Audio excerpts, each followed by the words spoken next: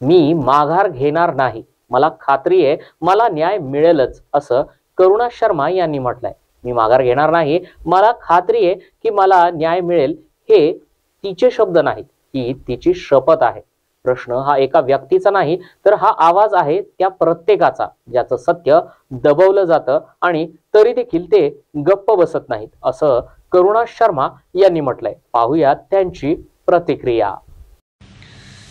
ज्या दिवसापासून कोर्टाचा निकाल लागलेला आहे त्या दिवसापासून मला धनंजय मुंडे कडून मला खूप धमकी येत आहे की तुझी मुलगीला तू जे आमदारगी रद्द करण्याचा केस टाकलेला आहे ते तुम्ही रद्द करा, ते माघार घ्या, आणि जे डोमेस्टिक व्हायलन्सचा केस आहे ते तुम्ही माघार घ्या, नाही तर तुमची मुलगीला उचलून घेऊन जाणार आहे, आणि तुझे जे खोटे व्हिडिओ बनवून टाकणार आहे, तुझे अंघोळ करताना व्हिडिओ टाकणार आहे.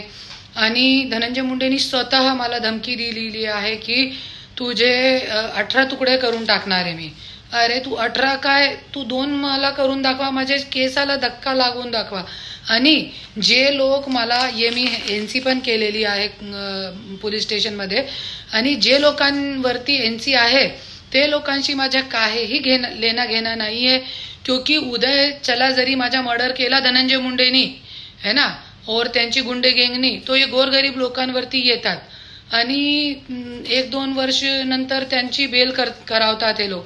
तो असं काय होऊ नये त्याच्यासाठी मी पूर्ण बोलते, आणि कोर्टमध्ये मी पिटिशन टाकलेलं आहे या सगळी गोष्टीवरती की माझ्या कोणत्याही व्यक्तीचे काय लेना घेणं नाहीये. हे गोरगरीब लोक जे 1500 रुपयासाठी फक्त काय पण करताय, त्या लोकांना असं वाटतं की धनंजय मुंडे भगवान आहे, पण नाही, मी लढणार आहे. मी कोणत्याही केस माघार घेणार नाही.